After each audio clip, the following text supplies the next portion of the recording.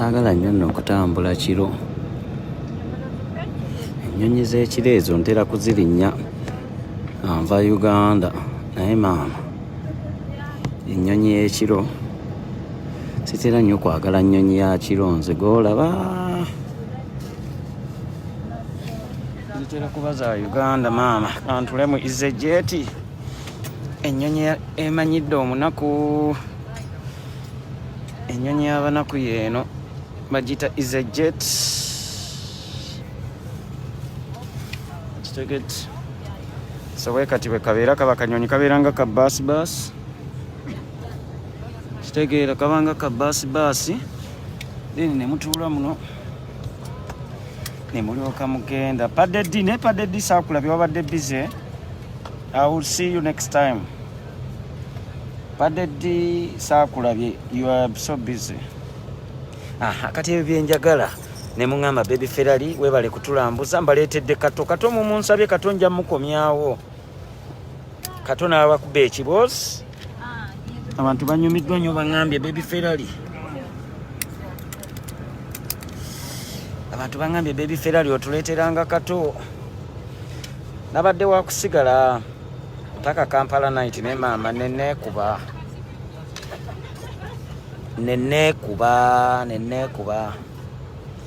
Oli agambye business class ejjudde n'ennyonyi tebaamu business class na kibagamba dda naawe daba yeri waggulu katugolabayo business class. Temuli business class. Kyekintu abamu kyemutategeera. Nabagamba omuntu oba ebintu kutambula nga tobimanyi. Zino ennyonyi eziva mu kibuga London to Amsterdam to Berlin to Copenhagen tekubaako business class. Naye temukiyiganga. Oba omuntu olaba kabaka w'e Buganda naye yalinnya economy. The kabaka of Buganda we bali bamutwala Berlin yalinnya City Hopper. Terina business class. Okujjako ng'olinnye gundi British Airways. Ate nga British Airways era kakateni ke kabaawula entebe zezimu. Si eri business class eri entuufu eyaki eya Emirates oba Etihad oba Singapore Airlines oba Qatar Airways. So kati ekintu ekyo mwabamu mwogeza nnugu olw'obutamanya. Mwogeza butamanya na nnugu. Kati business class ogijjewa ennyonyi etravellingire eddakiika 35. Okuva e London mpaka mu Amsterdam eddakiika 35. Business class bateekeko yaki. So kitegedde. So that needs to be in the open block to take off on that next. This one is so, this one is too small.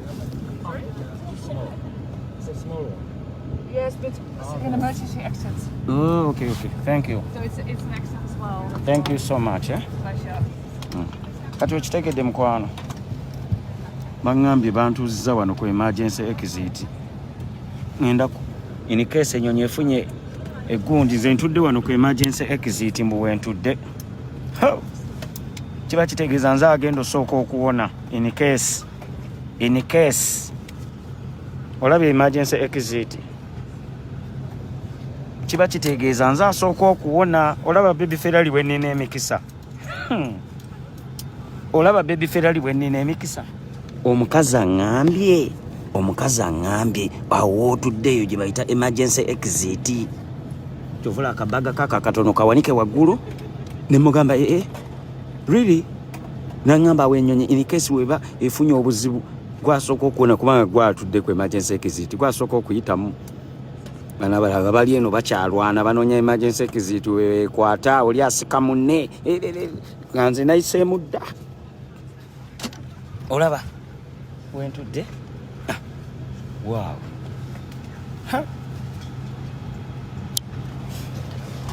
So kitegedde. Ngenda kwesimbawo ku Lord Mayor. Ntambudde mu bibuga bingi era njagala munnonde. Baby Ferrari nina emikisa ekyo namwe mukimanyi. Mbadde nva wali eri kato nampa ssente.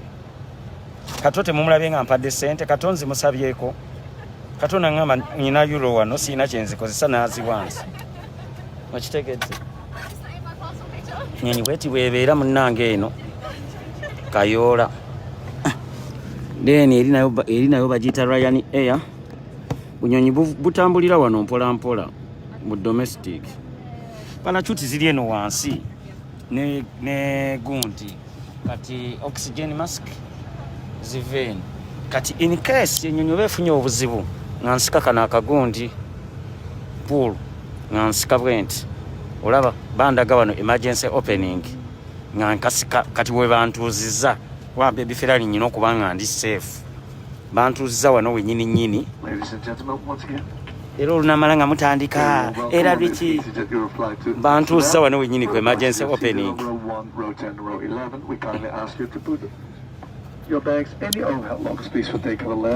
ate kati wano wonna nasasuliddewo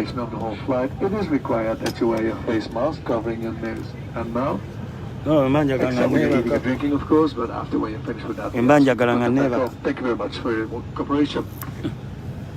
kitegeera so kati gwe ng'oddaawo ng'owakana ng'okola ki yes Richie for Lord Mayorship nja kubakomezaawo kato nja kumuinvitinga mwansabye mu ya inviting omulundi artist nga gumu buli week kata ayina emboozi nyingi nnyo ey'okubagamba Hussein Kato ayina emboozi nyingi nnyo naddala abaagala okuwulizanga emboozi ezikwatagana ne Europe naddala London in particular kaputeni mulabye ndabye pilot jajja ndabye pilot so airport leero gye tuyinyiddeko bagiyita Stansted ye airport leero gye tutambuliddeko si Heathrow London ayina airport sinya ayina London City Airport waliwo airport eri mu kibuga wakati gye bayita London City Airport balina London Heathrow ne babeera ne London Gatwick ne London Luton owulidde airport London zeerina 5 almost so yonga England because England eri busy nnyo so balina airport 5 ekibuga nga London kyokka kirina airport 5 nga tezo nazo ziri international okitegedde so balina ne airport eri mu kibuga wakati do you copy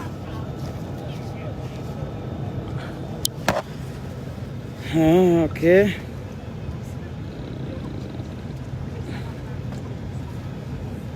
bana bagambye Richie for president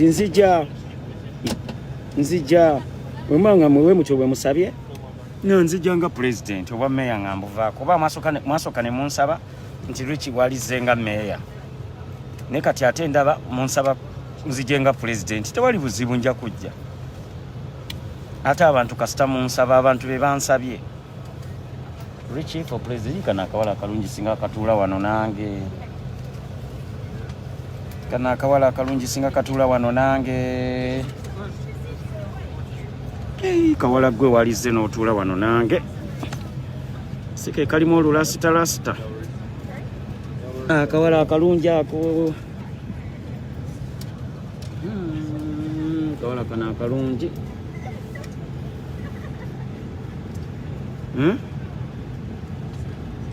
singa kano katuula wano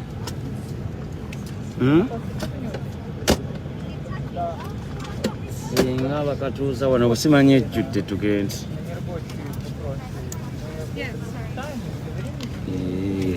ngenda genda nkwana leero ngenda genda nkwana simanyi kagenda tutuula wano ngende nga neeyogerako abantu baŋŋamba emikisa gibaawo nnyo bangi nnyo abeekwanidde ku nnyonyi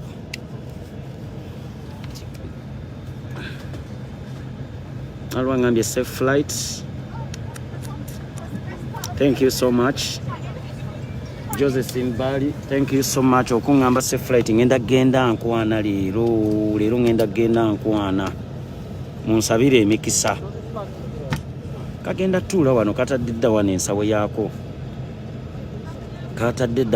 yaako baŋŋamba abantu beekwanira nnyo ku nnyonyi kuba mumwe mutudde mwenna kuba maama singa ebadde egenda Rwanda eri essaawa 10 nengenda nga nkwana mpola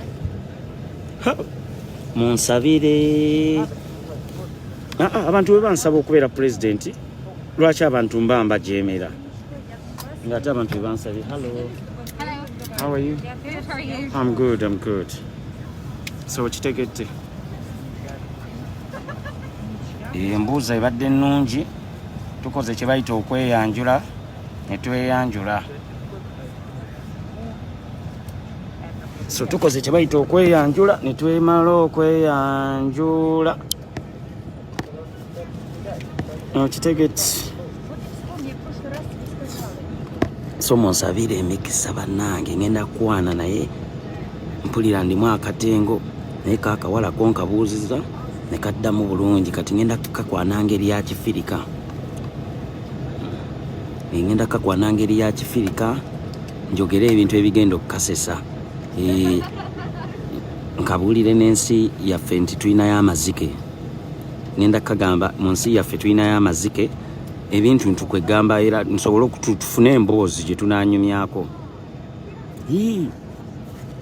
ngenda kagamba nti mu nsi yaffe tulinayo amazike leka nambuuza nkagambe waliwo n'amazike agafaanana ng'abantu kaŋŋamba olimba kati nkalaga ekifaananyi kya bidugu ngenda kagamba tulinayo amazike agafaanana abantu va ku gano ge babalaga wano agali mu zoo tulinayo amazike agafaanana abantu kawakane kambuuze kale ndagaako nkagambe olaba ekifaananyi kya bidugu njala bambi ekaluma obanza abasasula emmere ndowooza nza abasasula emmere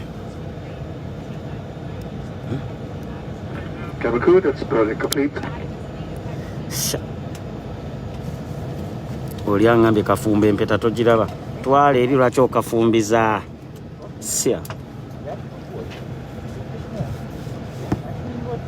lwaki okafumbiza nga tekannaba kufumbiza okafumbiza era ngenda kagamba ndi pulinsi ebisha ninza obuteewaana tulisha ngenda kukagamba ndi pulinsi ne mama keefudde bize kalinga akatanfaako keefudde bize kalinga akatanfaako bannange konna keefudde bize bwe keesomesa gonti. Yeah, all the bags are already. Yeah, perfect. Thank you. Okay, yes. Nawulidde dda waŋŋambye dda bags. Nema munneesibyeko mbuŋŋamba baaga emergency exit nakitegedde dda. Ono yalina otteekayo baaga yo no gwe ŋŋenda okukowana. Omukazi yakajja wano emirundi emeka badde erabye naye abadde agamba ono munnange gwe ŋŋenda okukowana. Kayinza okulowooza gwe zzike.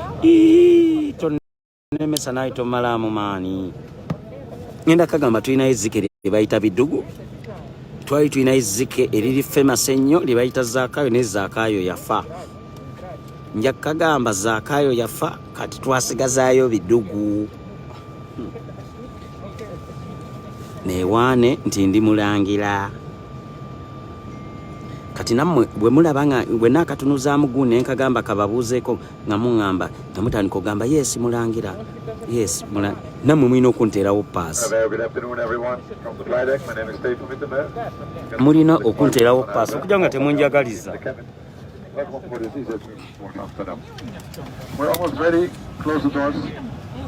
okujjako nga temunjagaliza okitegedde. Hele goede avond allemaal, meneer de Koffie. Mijn naam is Steve van Wittemelk. Namens collega Marcus van Huizen. Cabinebemanning. Heet u van hartelijk welkom aan boord. We zijn bijna klaar voor vertrek. We sluiten de deuren in 2 minuten. Dan op vliegtijd Amsterdam 40 minuten. Ik wens u een fijn verblijf aan boord.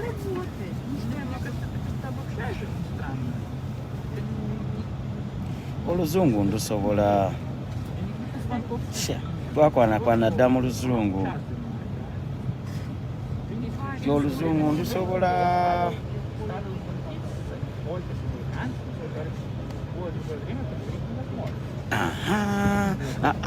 togamba mulangira mu Luganda olina kiwandiika mu luzungu ne kakimanya namwe munterewo paasi munjagalize Richie obuwulu bunnuma nkwayo okwekuba akasabbuuni munjagalize Mwina kumpita ne mumpaana waana ne mukola ki okitegeera ne maama era mwagala kwegamba nfe nga ndi muwuulu maama kefudde bize ku ssimu naye maama kefudde bize ku ssimu munjagalize mumpaane waane mwina okwogera ebigambo kwegamba komenti ze kanasoma ne kagamba bambi obuwulu bumutta ne mugamba ne prince toyina kubeera wekka twetaaga princess kingdom yaffe yeetaaga princess mwina oteekawo embeera ng'embeera eraga nti twetaaga princess tibatubanji omumbejja ate am the heir to the throne ekyo temukyerabira am the heir to the throne okitegedde amadaala gaago bagajjeewo tugenda binono bye biruma bali baggundi abali mu bumooli bebaluma akasajja ennyonyi kagifuula takisi bannange waliwo yaŋŋamba akasajja no kalifiira ku nnyonyi ne ŋŋamba sya kibe kijja kusawundinga bulungi ti munnange twetaaga omumbejja ate no leero mbaagadde muli supportive nnyo kati olaba liwe mwayogera obulungi oli omuwala w'ebbaaliini ne muzina mwanjogerera bulungi abajjukira live yange nga ndi bbaaliini oli omuwala gwe nagamba nti ndi prince namuzina n'amala najja ne Amsterdam We're here for your comfort, but primarily for your safety. So for now, we would like you for attention for the safety of our omuwala we twamukwana ffenna nze nammwe twamukwana amawanga magatte We can only do that with your help, so that's why we ask you to remain wearing your face mask and please cover your nose and mouth. Except when you're eating and drinking, it's easier when it's on, but when you're finished after that, please put it back on. Thank you very much for your cooperation. Okitegedde omuwala we twamukwana So I'm sorry, but we are starting the iPad. Okay. Would you mind? Yeah, thank you so much. We will now take you through the safety features of this Airbus A319. Please pay attention to the illuminated signs and crew instructions, including the following safety procedures. The safety card found in your seat pocket contains important information about exit routes, oxygen masks, life jackets, and the brace position that you must set up if you hear brace, brace. There are 8 emergency exits on this aircraft. Please be aware of your nearest exit as demonstrated by the cabin crew. Your nearest usable exit may be behind you. Emergency lighting will guide you to an exit, and in an emergency, please leave all baggage on board. Your seatbelt is fastened, adjusted, and released as shown. It must be fastened when the seatbelt signs are on, and recommend that you keep it fastened at all times. If the air supply fails, masks will drop from above you. Put a mask towards you to start the oxygen. Put the mask over your nose and mouth and breathe normally. Hold the mask in place with a strap and pull on each side to adjust. Put on your own mask before helping others. And in the unlikely event of needing to use an oxygen mask, your face mask must be removed before oxygen mask. And if we land on water, take a life jacket from under your seat. Remove it from the pouch. Put it over your head. Pass the tapes around your waist and click together. Do not inflate it inside the aircraft. Outside, inflate it by pulling the red toggle. If it fails to inflate or needs topping up, blow into this tube. There's a line and whistle for attracting attention. The cabin crew can also assist you with life jackets for children. Your tray table must now be stowed, armrests down, window blinds open, and your seatbelt fastened. We hope you have a great flight with us.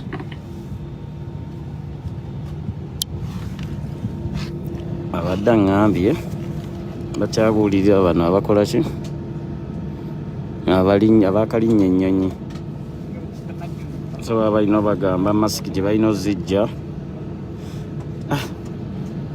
yebyo bannange tujja kwegwako on the other side lwe tujja okwegwako so kambaleke bannange tujja kwegwako on the other side. Breakfast, lunch in London, dinner in Amsterdam. Bye bye. Tujja kwegwako on the other side. Mubeere bulungi. Kankwane mama nve ku live nkwane.